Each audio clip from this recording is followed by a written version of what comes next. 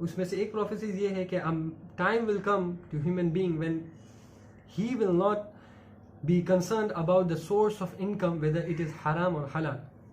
सो आज ये वक्त है कि बहुत से सोर्सेज हैं समाज में, और जिसमें बहुत से सोर्सेज को मुसलमानों ने यूटिलाइज कर रहे हैं और उसको अडेप्ट कर रखा है। तो टू बी स्पेसिफिक, आज हम एक ऐसे तबके के बारे में बात करने वाले हैं जो बहुत ज़्यादा राइज है, और अफसोस की बात यह है कि इसमें मेजॉरिटी है जो मुसलमानों की है, वो है कॉल सेंटर की। कि ये बहुत ज़्यादा आम हो चुकी है, ख़ास तौर पर इंडियन मुस्लिम्स में, इंडियन मुस्लिम फैमिलीज़ में। और अफसोस की बात तो ये है कि अब वालिदैन ने और घर वालों ने भी इस चीज़ को एक्सेप्ट कर लिया है कि अब वो भी उनके पैसों को यूटिलाइज कर रहे हैं, और उनके तमाम माल को और वगैरह वगैरह तमाम तरीके से वो उन्होंने एक्सेप्ट कर रखा है उनको। तो ये बहुत अफसोस की बात है कि एक इंसान गुनाह करता है तो वो गुनाह को गुनाह समझता है। अब ये वक्त आ जाए कि इंसान गुनाह को गुनाह ही ना समझे, तो फिर तो बहुत फिक्र की बात है। दूसरी बात कि आज हम बात करेंगे कि इसको किस तरह कंडेम किया जाए सोसाइटी में, हम क्या कर सकते हैं इसके लिए। तो पहली बात तो ये कि कुछ जस्टिफिकेशंस आती हैं लोगों से कि पहला तो ये कि हम मेहनत करते हैं, हम मेहनत करके पैसा कमाते हैं, तो इसमें मेहनत है हमारी।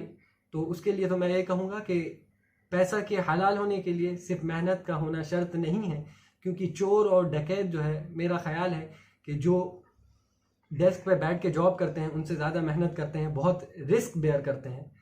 तो अगर मेहनत शर्त होती तो उनका पैसा हलाल होता।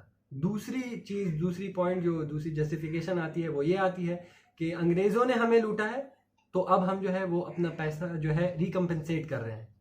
तो मेरे भाई ऐसा हरगिज़ नहीं हो सकता, क्योंकि अल्लाह ने हर का मामला हर के साथ रखा है, और आप जिसके साथ कर रहे हैं वो पर्सनली उन्होंने आपका कुछ नहीं लिया है।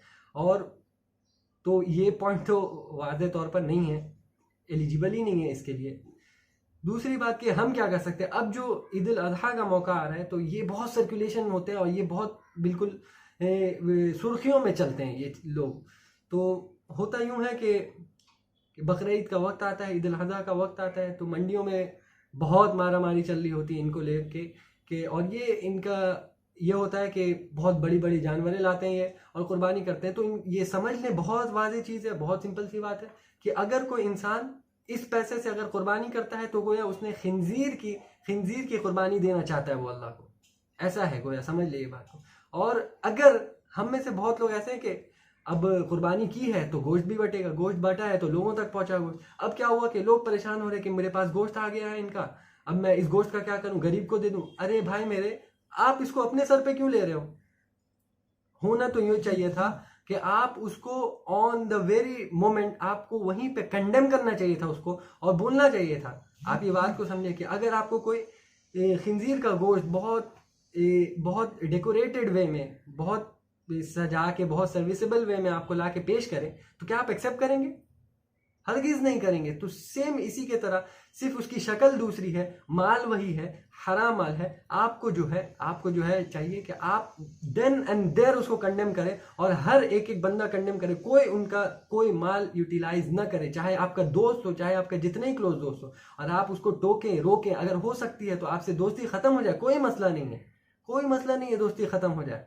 लेकिन आप अपनी जिम्मेदारी से बरी रहेंगे कल कयामत में कि मैंने इसको बता दिया था, मैंने बारहा बताया था। तो इसको कंडेम करने की जरूरत है।